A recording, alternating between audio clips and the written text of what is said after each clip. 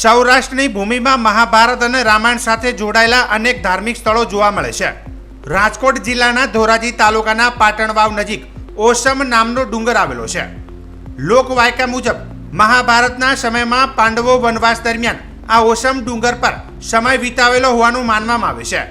તો બીજી તરફ આ ડુંગર પર ટપકેશ્વર મહાદેવનું મંદિર પણ આવેલું છે। વનસ્પતિના મૂળમાંથી શિવલિંગ પર પાણી પડતું હોવાથી આ મંદિરને ટપકેશ્વર મહાદેવ નામ આપવામાં આવ્યું છે। ભીવકુંડ પણ અહીં જોવા મળે છે। વનવાસ દરમિયાન કુંતી માતાને તરસ લાગી હોવાથી પાણી માટે ભીમ અહીં ખાડો કરે છે અને કુંતી માતાને પાણી પીવડાવે છે। તે કુંડ આજના દિવસે પણ જોવા મળે છે। સાથોસાથ આ ડુંગર પર ઓસમ માત્રી માતાજીનું મંદિર પણ આવેલું છે। ટપકેશ્વર મહાદેવ અને માત્રી માતાના દર્શન થઈ ભક્તોની મનોકામના પૂર્ણ થાય છે।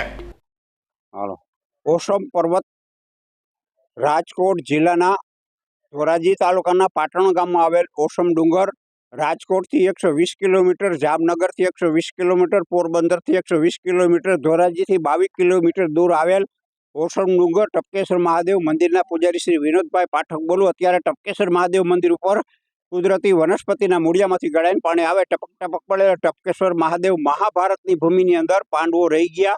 પાંડવો વનવાસ દરમિયાન દિવસો ગાળ્યા। અત્રિ ઋષિએ તપ કરે છે। શીત તપભૂમિ ટપકેશ્વર મહાદેવ ઓટોમેટિક જડીબુટીના મૂળિયામાંથી ગાળીને આવે। બાજુમાં ગૌમુખી ગંગા ગાયના મોઢામાંથી આવે છે, મહાદેવના મંદિરમાંથી આવે।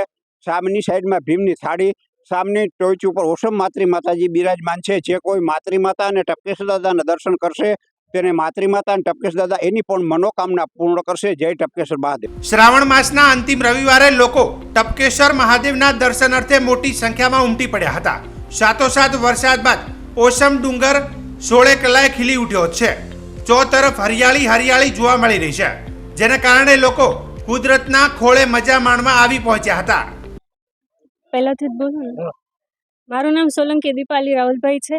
અમે રાજકોટમાંથી આવીએ છીએ। પાટણવાવમાં ઓસમ ડુંગર આવેલો છે। તે ખૂબ જ રમણીય સ્થળ કહેવાય।